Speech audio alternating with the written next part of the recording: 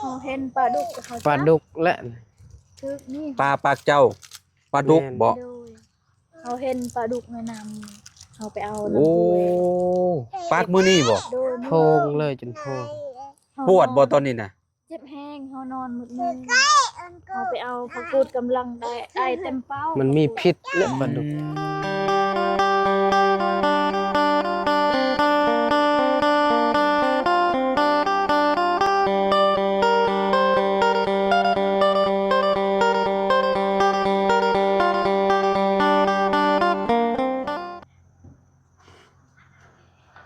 พี่น้องเอ้ยเนาะเปิดภาพมาก็อยู่ที่เฮือนน้องอาเจืองเด้อบัดนี้เด้อพี่น้องยามแรงๆเนาะสบายดีและสวัสดีเนาะ FC เบิร์สสุขูสู่คนเนาะพี่น้องหนึ่งข้าวบ่นี่หนึ่งข้าวแรงพี่น้องเอ้ยเนาะโดยสบายดี สบายดี สวัสดีครับสวัสดีครับ สบายดี คนน้อยยิ้มเปื่อยๆพี่น้องเอ้ยเนาะสบายดีสบายดีขออนุญาตแน่เนาะ โดย สร้างเมื่อแต่โดนเลยเนาะ โดยหากกระเมือกกินนี้ โอ้หากนเมื่อกี้นี่ โดย โอ้ทางอาหารโอ้หิวน้ำเนาะไปโฮดพักบอกเลยเท่าใด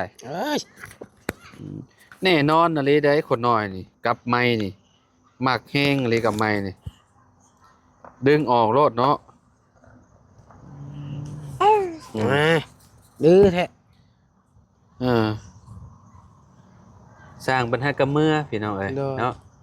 มันแอมแล้วเบิ่ละเนาะ โดยแล้ว อยู่ในเทิงเฮือนน่ะแล้วแหละพี่น้องเอ้ยยังเหลือแต่ใส่ลูกติ่งฝั่งนี้บาดนี้ โดย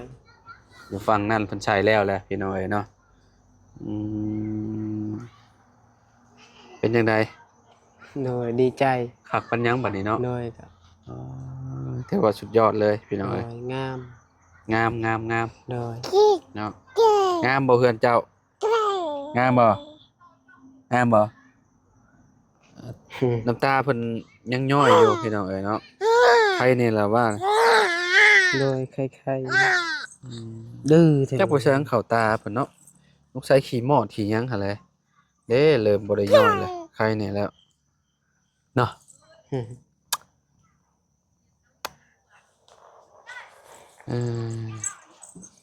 อยากลง อย่าไปเลยหะเนาะ โดย ไปหาลิ้นแล้วหะ ดื้อแท้ โอ้โหนะบ่ได้ย่านนี่ช่างพี่น้องเอ้ยเนาะหยอกเจ้าอีซ้ำนี่คนน้อยๆหยอกเจ้าอีซ้ำนี่ตึกๆๆนี่เนาะ เมียเจ้าฮดอันนี้อยู่เนาะเจ้าเนาะ โดยหดพัก น้องทางพี่น้องเอ้ยเนาะโอ้งามเด้อบัดนี้ผักงามไว้เด้นี่คือบ่ถอนกินนี่ไงก่อนเฮาบ่ฮู้ต้องถอนกินก่อนมันจังอันนั้นมันจังต้นใหญ่เพราะว่ามันที่หลายมันก็ต้นน้อยเนาะพี่น้องเอ้ยพอแล้วบ่ฮดไม่อาย หาเลาะได้ข่อยบาดนี่ โดย หาเลาะเบิ่งเฮือนน้องอาเจียงก่อนนึ่งข้าว ได้ อุ่นข้าวเย็นบ่นี่น้อง เขาเมียนหากนึ่งไม้แล้วตอนนี้ อุ่นนึ่งไม้ โดยดึงนึ่งเขาวแรง บ่มันเป็นข้าวเย็นบ่หรือข้าวหยัง โด เป็น ย ข้าวที่ว่าชุมเจ้ากินบ่เบิดบ่เอามาอุ่นใหม่บ่เลยนั่นแหละ แม่นกินข้าวอุ่นกินบ่หมดนั่น อืม ดื้ออีหลี เพาะเพาะเพาะเพาะว้าวดูเพาะไปเอาน้ำอยู่หม่องอันของชาวออนบ่ โดย เอ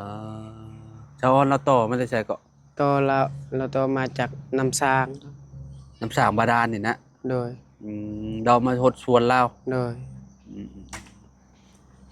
คือน้ำบาดาลมันก็สิใช้อยู่เนาะ โดย โอ้โอ้ใช้อีหลีสามารถกินได้เลยนี่เนาะ โดย สมมุติว่าเฮาบ่มีน้ำกินหั่นน่ะได้อยู่เนาะสะอาดดี อย่าแบ่งเราเวลา ไปหา โดย แม่จะว่าบ่จะไปบ่จักอันไปอยู่เนาะ พ่อทางเดาไอ้ลูกนี่ โดย ชัดเด่น ไปเลาะเบิ่งพี่ก่อนเจ้าป้าตัวนี้ เลย พี่น้อยเนาะ อยู่đãเคยchuồnจากดงกี่ตัว อ๋อลูกติ่งเพิ่นติดแล้วมุมนี้พี่น้อยเนาะยังเหลือมุมนี้บัดมุมนี้กับแจนั่นเนาะ โดย ไปขึ้นเบิ่งเทิงพุ่นละพี่น้อยเลาะเบิ่งก่อนมื้อนี้อาเจืองคือสิบ่เมื่อยปานใดคิดว่า โดย แม่นบ่เจือง โดยบ่เมื่อยปานใด บ่เมื่อยปานใดเพราะว่าอยากแล้วเด้ โดย อืมติดแล้วเรียบร้อยพี่น้องเอ้ยเนาะโอ้จำสินอนบัดนี้เนาะ โดย อืมยังเหลือแต่ติดบานประตูบัดนี้พี่น้องเอ้ยเนาะติดบานประตูนี่คือแบบได้หลายเปอร์เซ็นต์แล้วคะแนนติดบานประตูยังเหลือแต่เฮ็ดบันดงบันไดเท่านั้น โด เนาะ ย อีบุกี่มือดอกนี่เนาะ โดย พอเสียงขึ้นมาอาจสิติดพี่น้อยเนาะวันนี้บอลนั่งเล่นสบายเลยวันนี้เนาะ โดยตัวนี้แบบนี้เลยพวกเขาเห็น ฮะ ยังใส่มาอีกเนาะ ใส่แหละ เขายังใส่เนาะ เจ้าจักใส่บ่ ใส่ยังอันนึงจะงาม มันจะงามบ่ แบบนี้แบบมันคือโฮโลน ต้องให้อีกอันนึง โดย เจ้าจักได้นี่เด้โมเมนต์นี้บ่นี่ก็เจ้ายังบ่ได้ใส่ โดยแม่นละตัวนี้ยันเขาใส่เทิง ฮะ ยันเขาใส่อยู่เทิง ใส่ไม้เนี่ยมองนี้บ่ โดย จักแลซะถ้าเบิ่งว่าเพิ่นสิปะบัดนี้ก็สิเป็นไม่ใช่ก็งามคือกัน โดย เราทาสีเข้าไปก็งามล่ะ โดย เรือฝางนั่นเนาะ โดย พารักนี่คานมาแถวนี้ก็ได้ โดย เวลานี่ปิดมองนี้ประตูอันเวลาเฮาขึ้นหั่นนะยันหมู่ยันมาขึ้นใส่ปิดเปิดมองหัน โดย มุมนั่นแหละมุมเจ้ายืนนั่นแหละคะแนนเพิ่นสิอันนั้น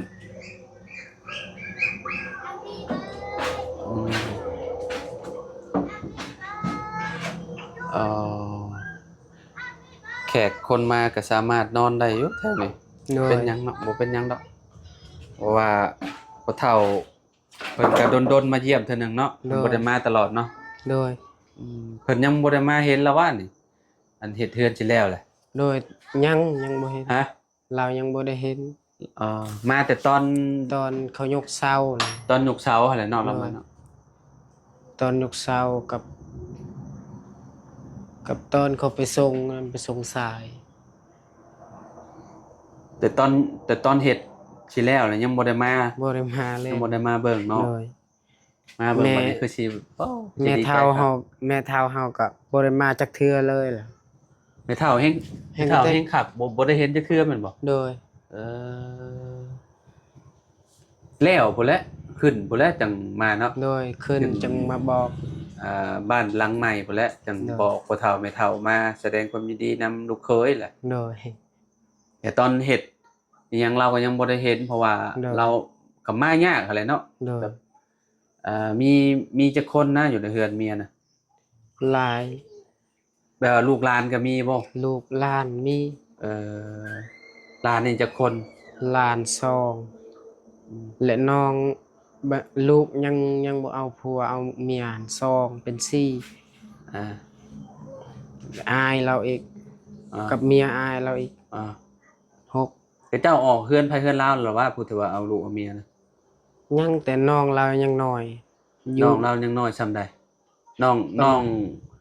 จักปีเด้น้องหัก ซ้ำน้องหังนะ แม่นลูกอันแม่เฒ่าเจ้าหั่นน่ะจักปีแล้วว่า ประมาณ ผู้น้อยน่ะ ผู้น้อยซ้ำน้องเฮาอันละ จำคนได้น้องเจ้า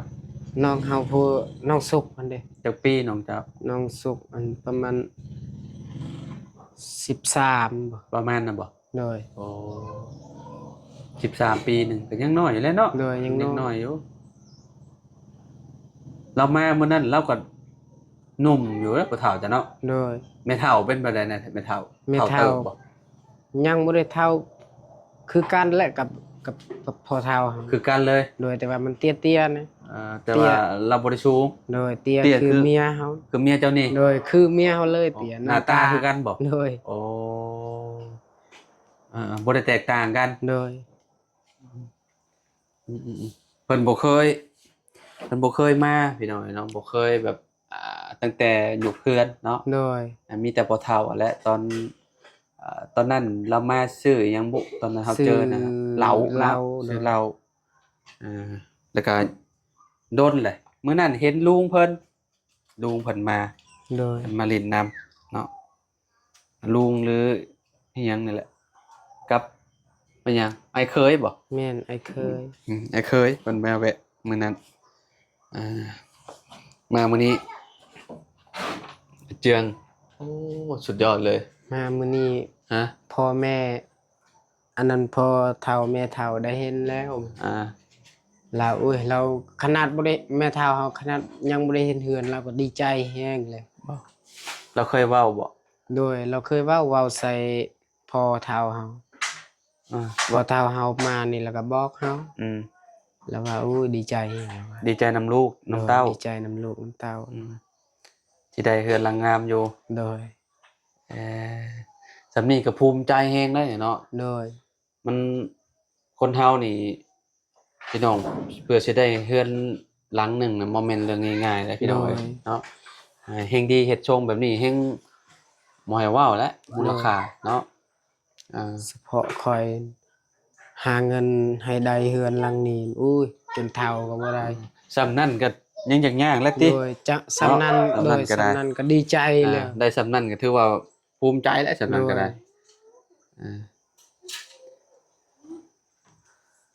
หลังนั้นก็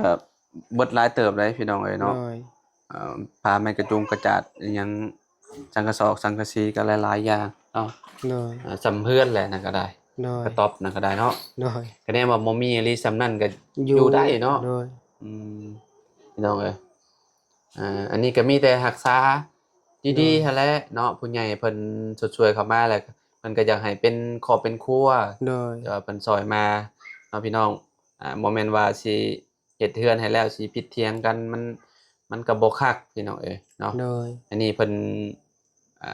อยากให้ซุมเจ้าอยู่เป็นครอบครัวแบบว่าอยู่กันแบบ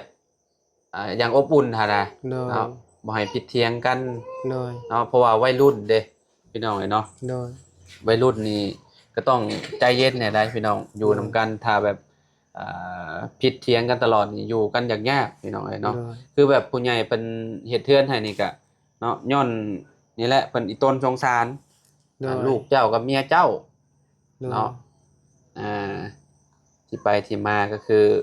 เพิ่นเบิ่งแล้วโอ้บ่มีเรือนมีศาลอยู่เนาะเพิ่นก็เลยนี่แหละตามมาด้วยความดีด้วยบุญของซุมลาวพี่น้องเอ้ยเนาะเรามีบุญเด้น้องพลักก็ได้โดยตอนนี้เจ้าก็เป็นพระเอกตอนนี้เนาะก็ออกนี่แหละพี่น้องเอ้ยเนาะอันน้องอาเจืองเนาะ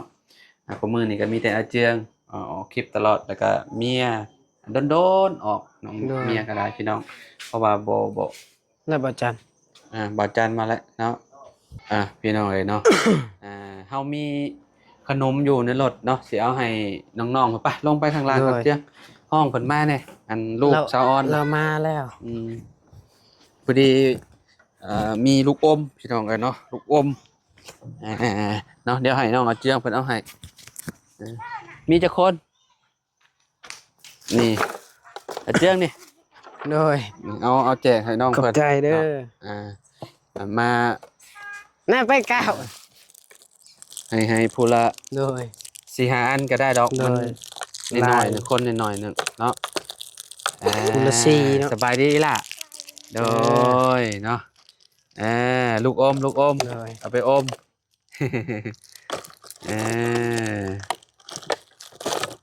โอเคเอาโดยสบายดีเด้อน้องเด้อเนาะโพดพักบ่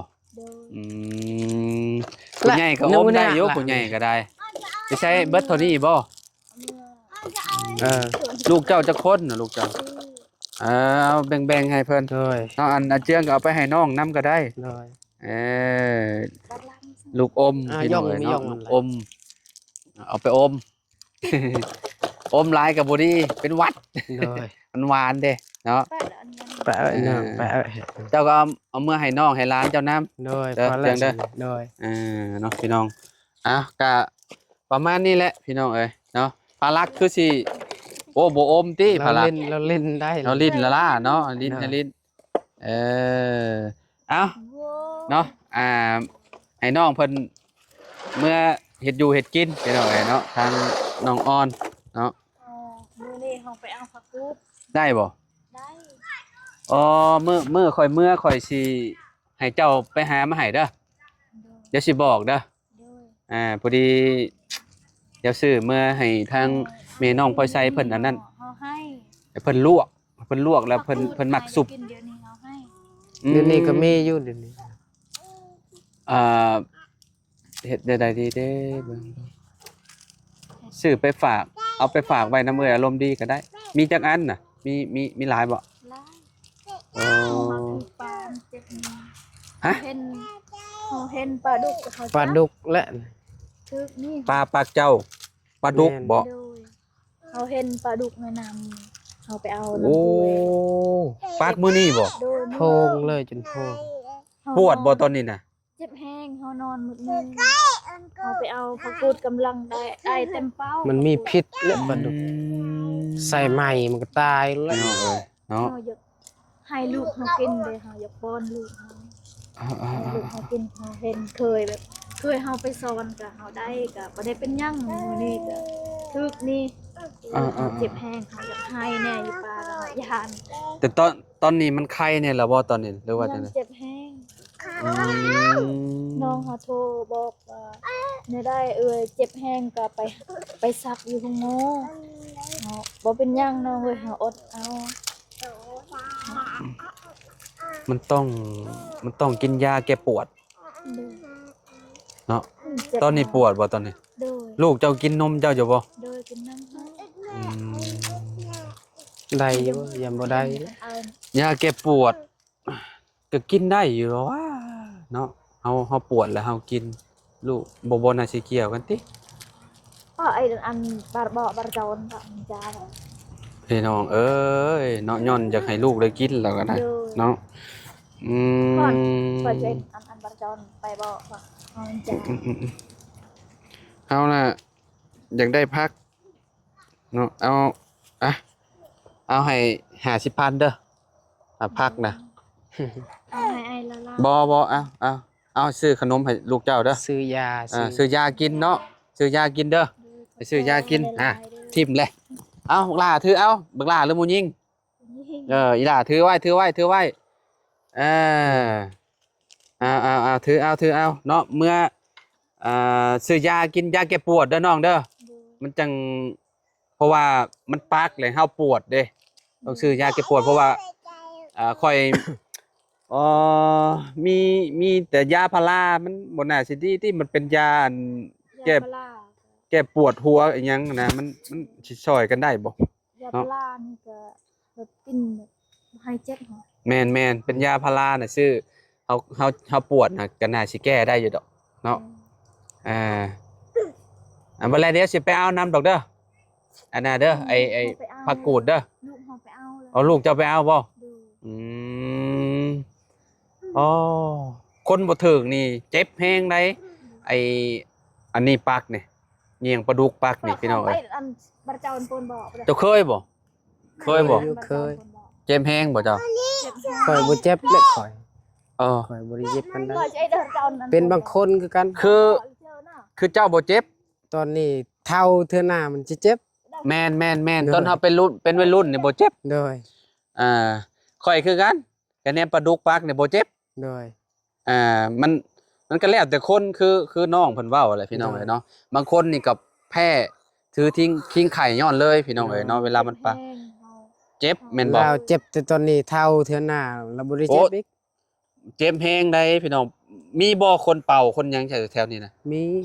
ไปเป่าเพื่อนน้องเขา อืม อยู่บ้าน บางคนน่ะเป่าแบบแป๊บเดียวก็หายพี่น้องเอ้ยเนาะแต่ว่ามัน หายหน่อยนึงยังแดง หรือว่ามันหากระปักใหม่ๆเนาะมันก็อันคอยจะหน่อยมันก็ดีดอกเนาะตอนนี้ก็ปวดในหั่นแหละอดเอาหั่นแหละเนาะ อดเอา อ่า เฮาอยากนอนกับไผสิเบิ่งลูก แม่นเลย เฮาอยากลูกเฮานอนตอนเฮานอน1 โมงนั้นลูกก็นอนเฮานอนนำลูก พี่น้องเอ้ยเนาะ ตื่นมาก็เฮาอุ้มลูกเฮาปลาดุกเฮาเป็น แดงเบ่เลยเนาะตอนนี้ปิ้งกินแล้วบ่ปลาดุกน่ะ กินแล้ว พี่น้องเอ้ยเนาะโดยเนาะ ให้กินฮอด แดงเลยได้พี่น้องมองมันปากมองได้เลย มันปากมองนี่เลยแม่นบ่ ซองเลยนี่ก็ อ๋อนี่เนาะ โอ้จะเป็นหอยเลยพี่น้องเอ้ยเนาะใหญ่อยู่เนาะ บ้านเงินเฮาไปสอนคู่มือ จะไปคุมเมอร์เนาะไปสอนเนาะ ไปคู่มือ โอ้ เทื่อหนึงเฮาพักก็ไปอีก หาอาหารพี่น้องหาอาหารมาให้ลูกให้เต้าเราก็ได้เนาะ นี่ นี่เราเอามาให้แล้วผักมาขอบใจละลายอีละเอาไว้นี่ก็ได้เอาไว้นี่ก็ได้เนาะไว้ละรถนี่แหละเอาคือจุ๊บเจ้าคือบอกเอาไว้ขายอีกคือเอามาให้ข่อยเบิดโอ้พี่น้องปักละลายเนาะเมื่อสิเมื่อก่อนเดี๋ยวสิมาสั่งน้ำดอกเนาะ เฮาไปเอามื้อ เพราะว่ายังบ่ได้เมื่อพี่น้องเอ๋ยเนาะ โดย อยู่เขตจุมข่อยมันบ่มีผักอันนี้น่ะมันหากินยากผักกูดนี่บ่ค่อยมีต้นมัน เมื่อวานนี้เฮาไปขายผักนี่แน่ผักกูดนี่แน่ก็บ่สิขายแน่ละไม้ ทั่ว อื แก มโดยพี่น้องเอ๋ยเนาะลูก4คนเนาะเจ้าเนาะ โดย โอ้ยพี่น้องเอ๋ย บ่ได้พักผ่อนเลยเฮาไปตลอด หาเลี้ยงลูกเนาะ โดย แนวมันพี่น้องลูกหลาย สำคัญเลยลูก เรา บ่ได้ใหญ่บ่ได้น้อย ผัวเพียงหัวเนาะผู้นั้นก็ได้เนาะอันนี้ก็สิซ้ำกันแหละนี่ก็ได้มีแต่ผู้หญิงบ่ ผู้หญิงเนาะ โอ้ยอาเจือง โดย ลูกอาเจืองจะเป็นผู้หญิงผู้ชายแล้วอันนี้เนาะได้คนที่2นี่ลูกเล่านี่อ๋อมันผู้หญิงบ่เลยเนาะ อยู่อ่ะ เป็นไดน้องคักบ่เฮือนลาวงามอยู่บ่ เออลาวแหละ โอ้สุดยอดแล้วนี่เนาะงามมาเลยได้พี่น้องทรงนี่ได้การเลยพี่น้องเอ้ย ดี เนาะ ใจแห้งเด้อมาถ้าเอาเสียงมาทำให้ อืม ให้เราเด่นพอดีได้เลยเฮาดีใจแห้งน้ำลาย ถือว่าเป็นเนาะบุญวาสนาของเราเนาะ โดย แบบอยู่ พี่น้อง เมืองก็ โด บ่ ย ม่วนหั่น แม่นแหละ อยู่นี่ก็ม่วน คาดสิเป็นของเราอยู่นี่เนาะเป็นที่ เฮาดีใจน้ำเจืองดีใจ โดย น้องฮั่ง อ่า ดีใจหลาย โดยดีแล้วเนาะเพิ่น แบบเฮาอยู่ ได้ คนเดียวนี่อยาก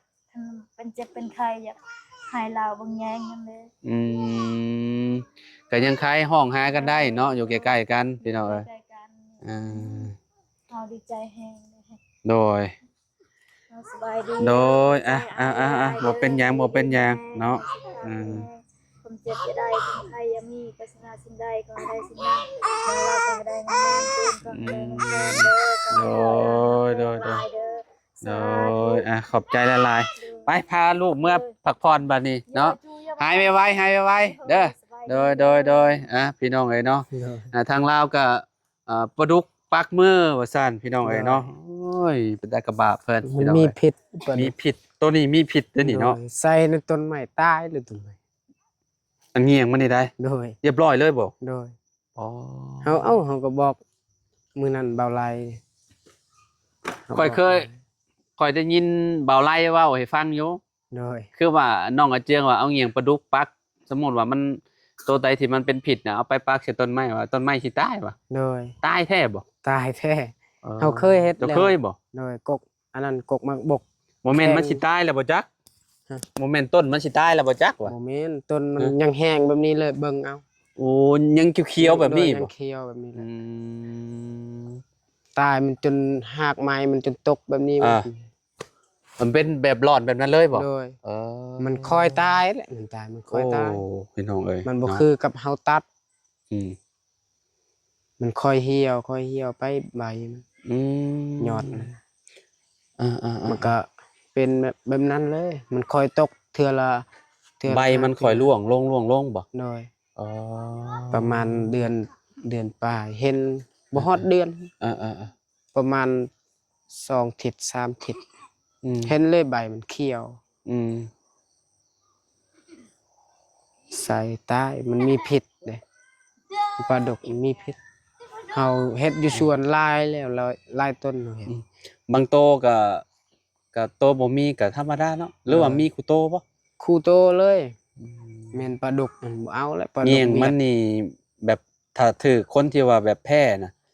ก็คือที่ฮู้ก็คือที่เห็นนั่นแหละเนาะแบบว่ามันก็สิไข้ขึ้น